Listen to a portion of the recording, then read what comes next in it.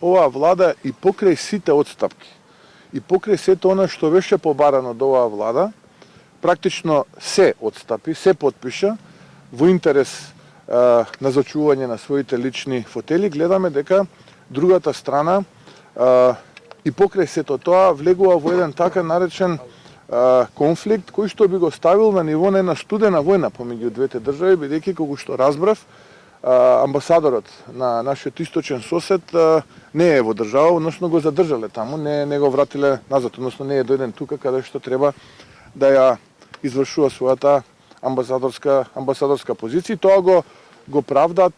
властите во Софија како револт поради оној настан кој што се случил во Охрид. Тоа е така затоа што кога едната страна попушта се, коленичи, ведне, кичма, а другата страна практично добива се, таа страна, во случајот во Бугарија, мисли дека природно право нејзино е да добие се што ќе побара.